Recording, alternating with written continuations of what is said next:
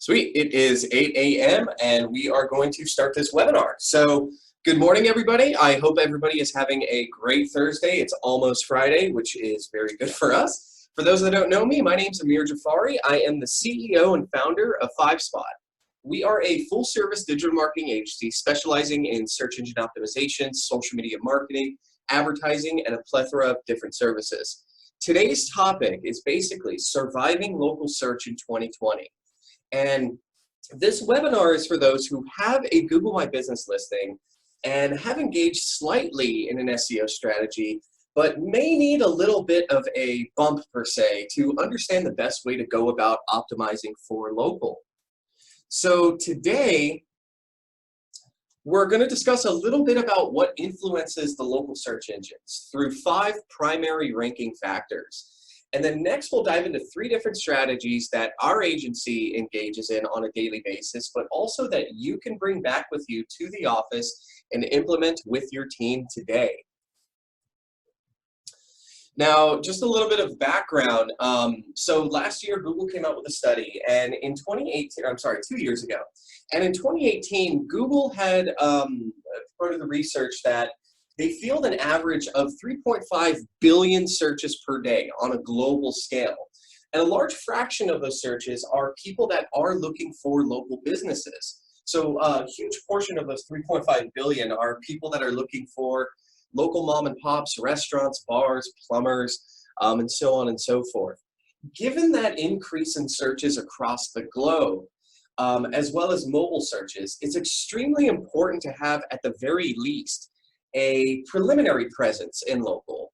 So you'll learn why relevancy and consistency will be the key to local ranking in 2020 once we get into the application of our strategies. Now we're going to dive in a little bit into the ranking factor. I told you I had 5. I'll try to run through this pretty quickly, but one of the most important ranking factors, which is something which is out of everybody's control, is proximity to searcher. So this means that if I take out my cell phone and I'm on the corner of Canaan and Lindero Canyon Road, and I do a search for restaurants near me, because I've added that near me modifier to a search and I didn't specify a particular city or a zip code, Google's always going to return results that are closest to my latitude and longitude. There's really, realistically, there's no way to manipulate search to reach people kind of beyond a 3 to 5 mile radius in local, but there are a few things to try to influence it in a way.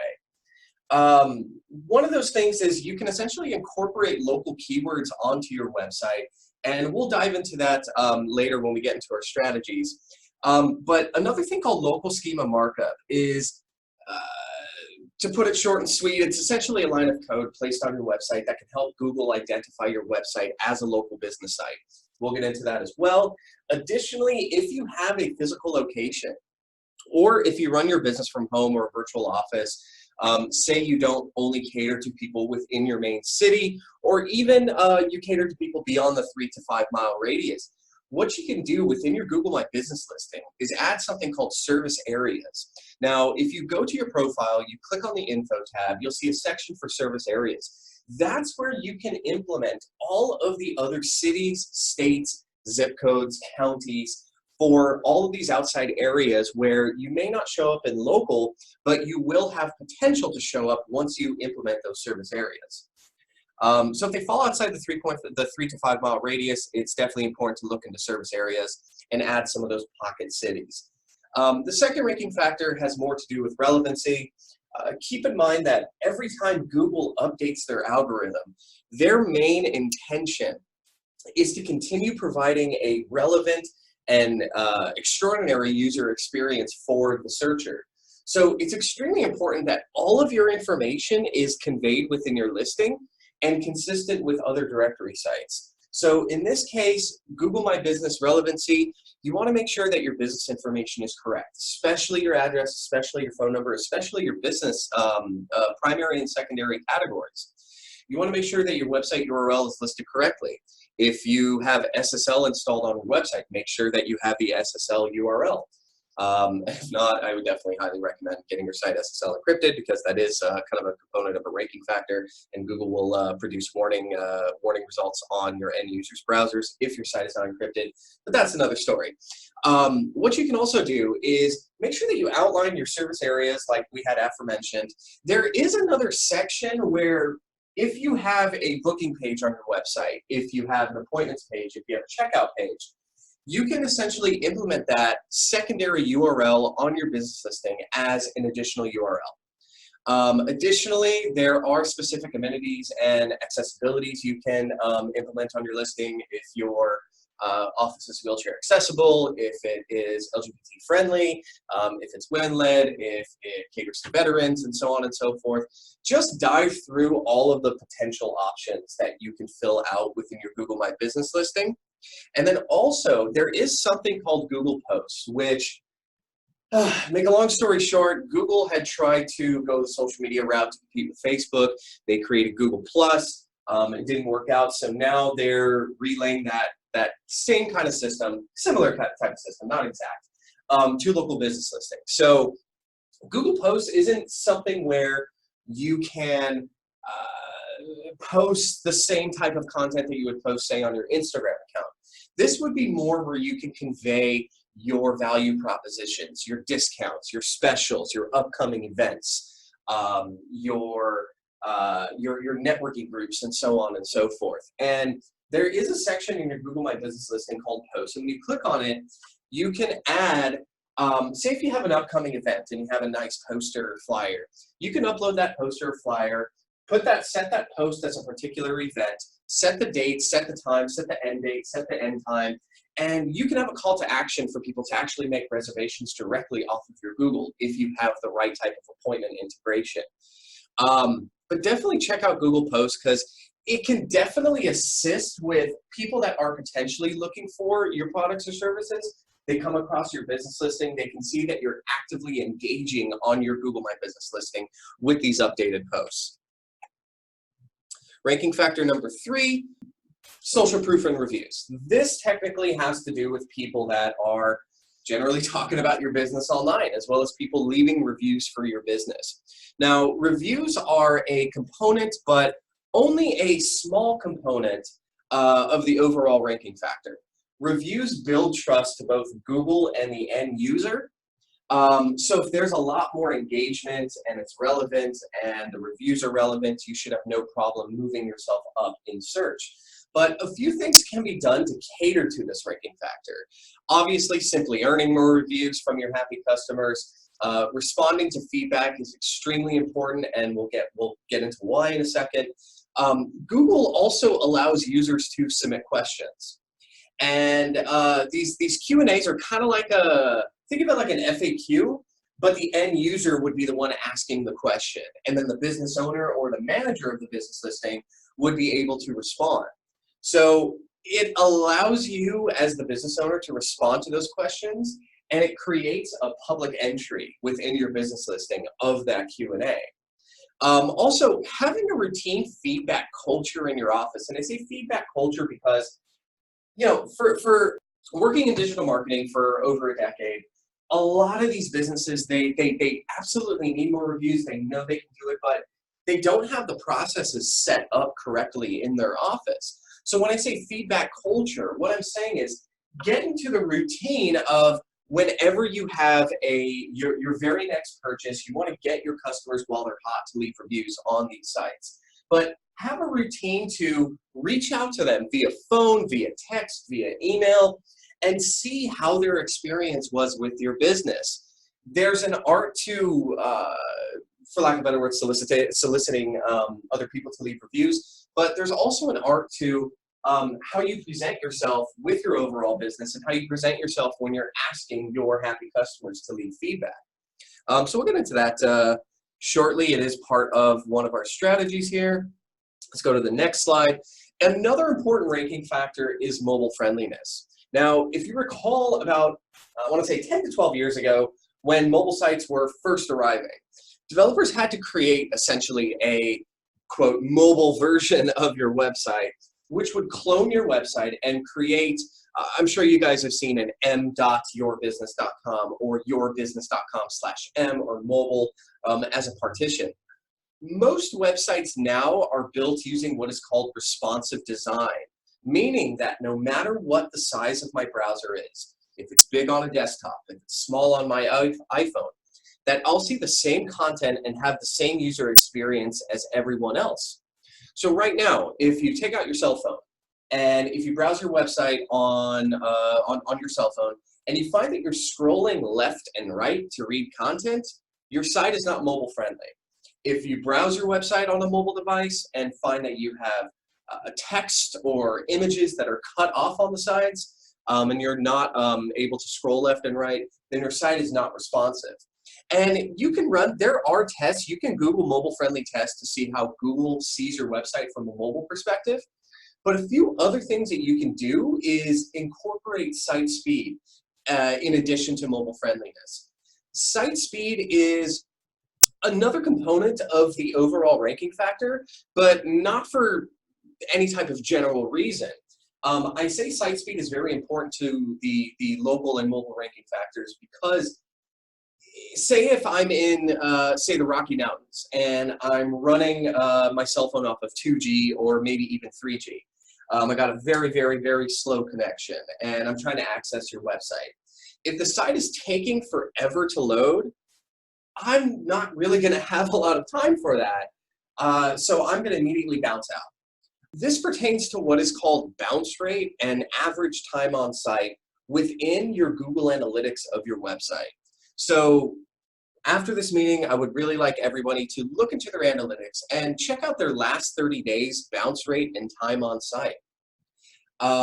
If your bounce rate is high, let's say over 50%, and the average session duration of your site is, let's just say, under 60 seconds, mostly there's got to be something wrong with your site speed and/or your mobile experience for your end users. You can also help converting potential customers off of your website through mobile by implementing specific mobile call to actions. One of the things that we like to do is have a mobile click to call. So if your website is ran off of the WordPress platform, there's a great plugin called Call Now button. It's just literally like that, Call Now button.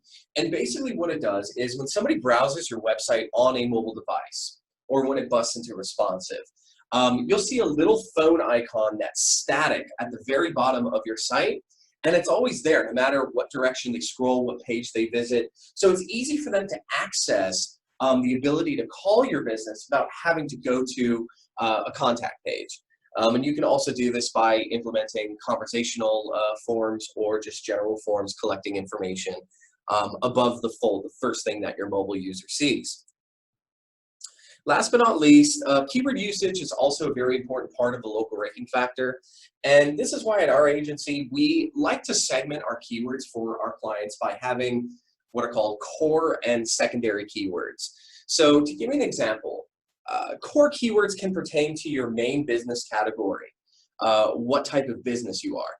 Secondary keywords are essentially all other keywords that pertain to your core keyword. Now it sounds a little confusing, but to give you an example, let's just pick a plumber, right?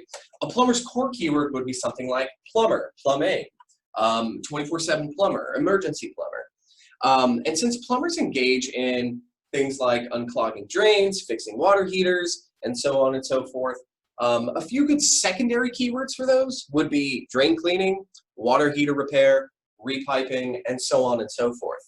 And we'll do a few examples of core and secondary keywords to give you guys a better idea of how best to go about doing this. But additionally, you want to engage in metadata optimization, ensuring that your meta titles, your descriptions, your URLs, the headers within that page on your website match your core and secondary keywords that you're trying to rank for that particular page.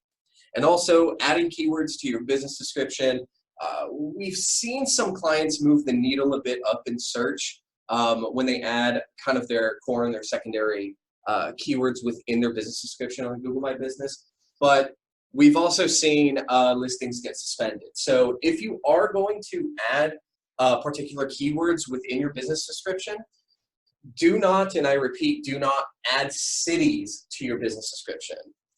Google can see that as kind of, I want to say gaming the system per se, and potentially take your business listing down. Additionally, to kind of counter people keyword stuffing all the cities in the descriptions, that's why they implemented the service area section, so you can add your own areas that fall outside of that 3 to 5 mile radius. Now, that's basically 5 key ranking factors that every business should have an understanding with. Now, at our agency, we do local optimization a bit more aggressively, and a lot within our process can be very difficult for business owners or marketing departments to really implement. So we're just going to focus on 3 main strategies that can take care of a majority of the work for you. So strategy number 1, directory submissions. So now that you have your Google business listing filled out completely, what you absolutely need to do is ensure that all that information, your business name, address, phone number, hours of operation, contact information, photos, amenities, service areas, and so on and so forth, are consistent and added to all of the other high authority directory sites where your customers are also looking for your products and services. This is extremely important, as I'm sure you guys have all heard the term backlinking when conducting any type of SEO campaign, and links are extremely important. But as a local business, as a brick and mortar or home-based business with a GMB listing, the best form of link building that we've absolutely seen here in-house comes primarily from your business listings. Additionally, submitting your business to sites like Yelp, Yahoo, Bing, Merchant Circle, Foursquare, Yellow Pages, and so on and so forth. This also sends trust to Google to have a better understanding of what your business and your website is about, and have the opportunity to move your business up in search, of course, if the search query is relevant to what the end user is looking for. And additionally, there are many other niche-based directory websites that, depending on the type of business you are, you can submit to. For example, if you're a restaurant, you got OpenTable, which is great. You got TripAdvisor, which gets to the international people. You got Zomato, you have Postmates, you have Uber Eats. Healthcare, you have WebMD, you have Vitals. Legal services or lawyers, you have Nolo, Avo, you have FindLaw. Automotive, you have AutoTrader, and so on and so forth. The list goes on and on and on. One of the greatest SEO consulting agencies, Moz, they put together an array of different niche directory sites sorted by your business category that you should take advantage of. The link is below in this slide here, but if you can catch it in time, if not, no worries. We do have it on our last slide. So strategy number 2 basically pertains to reviews and reviews in general. If you guys remember how I said social proof and reviews are an extremely important ranking factor, especially when it comes to local. You want to, like I said, put them on a path to consistently retrieve positive reviews from your happiest customers. And additionally with that, you want to ensure that anytime a review is posted publicly, be it Yelp, be it Yahoo or Google, you want to make sure that you're able to receive that notification instantly, but also have the ability to respond to it within the same day. We'll get into that in a second, but as far as the outreach is concerned of asking your clients for feedback, what we like to do here in-house is kind of have both an opportunity of both email and phone outreach to try to generate feedback from our existing clients.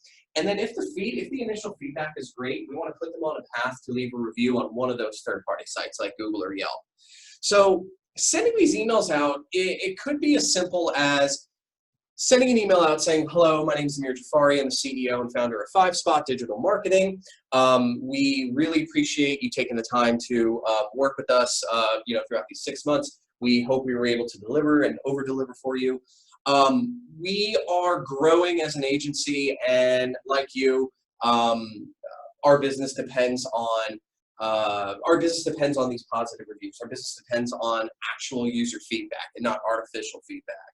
So explaining the importance that, you're a small business, your business depends on that customer feedback. You do get a lot of word of mouth feedback, but none of that is public and none of that is set in stone on the web. So feel them out, see if they had a great experience, and then reach out to them again and say, hey, I really appreciate you taking the time to respond to me. I really appreciate your feedback. Obviously, if it's positive, you want to say something along the lines of, now can you please take that same feedback that you gave us and leave a review on our Google page or our Yelp page. You'll definitely be able to filter out potentially bad people, but persist with the ones that actually did have a great experience, and kind of put them on a path to leave reviews. Same thing goes for phone outreach. You always want to start off the conversation by thanking them for your business. That kind of gets them in the mood of feeling appreciated. You want to kind of figure out how their experience was. Again, you want to convey that you are a small business owner and your business relies on reviews from people like you. And then you can ask them to leave a review on Google or Yelp if the initial feedback over the phone is positive. If they don't know how to leave a review, you can always send them an email, link them to your Yelp page, link them to your Google page, and then continue to monitor that in order to ensure that they've left a review. But several slides ago, I did bring up responding to reviews, and it is extremely important, not only from a search engine optimization perspective, but from an end user perspective. So if you have, let's say, 10 reviews, you have 5 of them are 5-star and 5 of them are 1-star. Say I'm someone that is interested in doing business with you. I found your business online and I want to read your reviews. If I see that you're only responding to your positive reviews, that makes me think that you are reading all those 1-stars, but you're not doing anything about it. Now, put yourself in the position if they leave, if they respond to reviews, both positive and negative. So that paints a picture into the potential customer that you're actively listening to feedback, both positive and negative, and you're working hard towards making changes to better improve your operations, better improve your business, your food, and so on and so forth. So we like to kind of keep it short and sweet when we respond on behalf of our clients. Again, we always thank them for their business. We get them a little excited. If the review is positive, of course we show gratitude, but also if it's negative, we also show gratitude. And again, we do that because we don't want to potentially argue with somebody in a review response. Additionally, we don't want to necessarily get our point across or tell our side of the story. Again, put yourself in the perspective of that potential end user. They're going to see that, okay, if this person's arguing with their business, maybe they're just not listening to this feedback. And you will see more and more consistent neutral to negative reviews come in if the internal problem is not taken care of. But a good example is, okay, so say if it's a 5-star review. A simple response could be something like, hey, so-and-so, thank you so much for leaving your feedback. We really appreciate that you were able to enjoy our, and then whatever they talk about in the review, and then have an ender. So that ender for positive could be something along the lines of, we hope to do business with you again.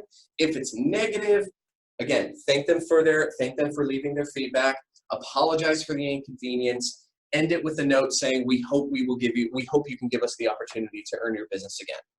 Or we hope that you'll give us a second chance. Something that can, again, paint to the end user's perspective that you are actively listening and responding to your reviews, both positive and negative. Strategy number 3, local optimization. This is a multi-parter, so please bear with me. This all has to do with relevancy. So we mentioned core and secondary keywords, as well as the cities that you want to cater to.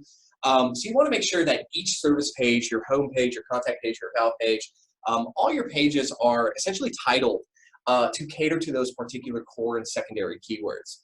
And this can be done through your page editor. You can modify your page title to include those keywords. And we'll do a couple examples of how we at Fivespot title our pages for local optimization. Second thing is, now that you have a particular title, particular keyword in your title or a keyword in city, you also want to convey that within the headers on that particular page. So to give you an example, this is a site, faceofjewels.com. The main title begins with Los Angeles Skincare Clinic. Also, on the site, we also have the header matching Los Angeles Skincare Clinic. So you want to make sure that whatever you're conveying within your metadata, it's also conveyed within the text, the headers, the body, the linking, and so on and so forth within that particular page. It's going to create a lot of relevancy. And additionally, a sitemap is extremely important. It's essentially a table of contents that search engines do read to understand all the pages and all the content that's on your website. If your website is built off of the WordPress platform, there's a great plugin called Yoast, Y-O-A-S-T, which will automatically generate the sitemap for you. But if you put yourself in the perspective of a search engine, when they crawl your website, they're crawling from top to bottom. They're looking for other links to other parts of your page or other parts of your website. But if you don't have a particular page that's linked within that page that Google is crawling, it'll definitely be accessible to Google if that page is conveyed within your sitemap. So sitemaps are extremely important, and you want to get that sitemap submitted. You're probably all thinking, okay, Amir, I understand about the sitemap, I understand about the metadata. Let's get into that title tag stuff because I'm extremely confused. I completely understand. So here at Fivespot, this is kind of an example of how we structure our title tags. So within each bracket, we have the main city that we won't look into serve, that we're looking to optimize for. We have our core keyword. Then we put dashes to kind of separate our keywords. So we'll have the secondary keyword right there. Then we add another dash, and then we add the business name. You can also play around with this. This doesn't necessarily have to be in order. Google reads word cloud. They don't necessarily read word order. So you can even mix it up a little bit by having your core keyword in city as the first component of your title tag for that page. Add a dash, add another city, and then add a secondary keyword, and then add a dash, and then add your business name. Is that making sense for you guys, or are you guys confused? Let's do a couple examples. So Anton Law Group, this is a workers' compensation attorney based out of Ventura, California. So defining core keywords, simply attorney, lawyer, lawyers, law firm, and so on and so forth. Because they cater to workers' compensation and personal injury, a secondary keyword idea would be workers' compensation or personal injury. And their main location is in Ventura. So if we apply one of these syntaxes as part of our title tag structure, our title tag would read Ventura, workers' compensation, attorney. Then we'll add a dash. I like to add little pipes here because it looks a little bit cooler. Secondary keyword, personal injury, lawyer. We don't specify another city in this. And then the business name, Anton Law Group. Another example, Isaac & Sons Plumbing. They are based out of San Dimas, California. So of course, a core, like I said, a core would be plumber or plumbing services. Since plumber does a plethora of different types of sub-services. Secondary keywords would be drain cleaning, slab leak, and repiping. Their main location is in the city of San Dimas. So we'll call it San Dimas Plumber. We'll add a dash or a pipe. The secondary keyword, drain cleaning, services, and then a second pipe or a dash. And repiping, which is another secondary keyword, if we don't allot the maximum amount of characters that we can use in the title tag. Then we close it out with the business name. And it looks like I'm almost out of time here on Zoom, so we'll zip through this very quickly. But I'm sure you guys kind of understand the gist of what I'm getting at when titling these pages. This is a Mexican restaurant in Agora Hills. If you haven't been, I highly recommend it. Got to get that shameless plug in there. But they are a restaurant. They supply food. Secondary keywords, they are a Mexican restaurant, and they're very big on happy hour. They're in Agora Hills. So a title tag for that page would be Agora Hills Mexican Food, Happy Hour Restaurant, Plaza Taqueria, and Cantina. So again, city, core, pipe, secondary, pipe, business name. Last but not least, this is extremely complex, but local schema is basically a few lines of code that helps Google identify your website as a local business website. So, because Google is trying to make their system a better experience year after year, implementing this markup allows Google to see what your website is all about and potentially tie it in with your Google My Business listing. Now, this looks like a humongous line of code.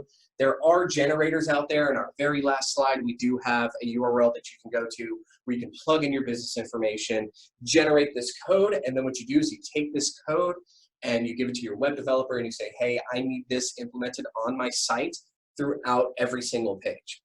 Once that's done, I mean, just implementing local schema markup, we've seen significant improvement despite not submitting to other directories or obtaining reviews.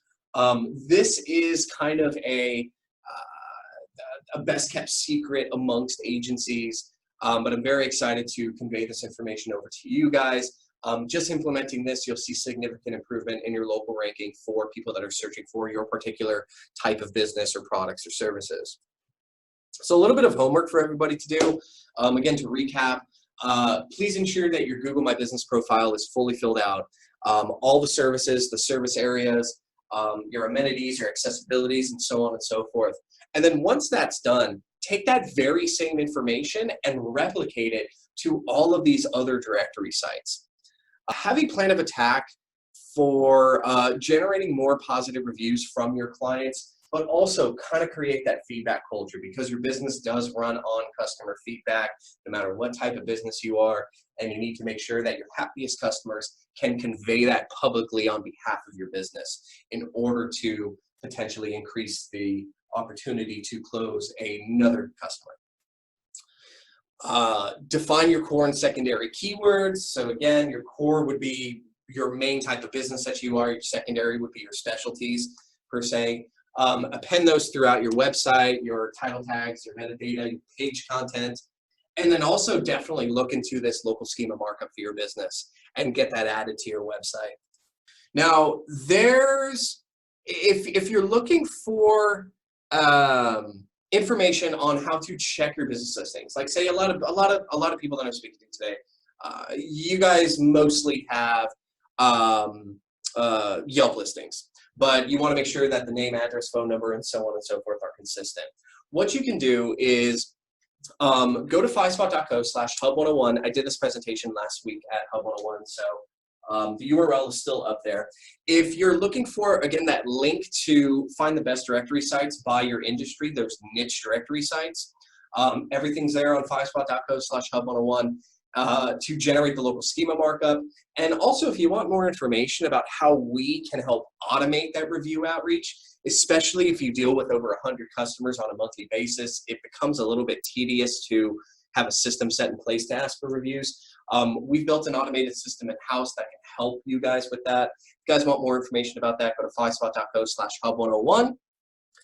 And that being said, I thank you guys so much for your time. If you guys have any questions, you can contact our office at 818-964-0617. You can also contact me at Amir at fivespotmarketing.com, or if you would like to learn more about our services and what we supply on behalf of small, medium, and enterprise-style businesses, you can visit our website at www.fivespot.co. Thank you guys so much, and I look forward to speaking with you guys soon. Take care.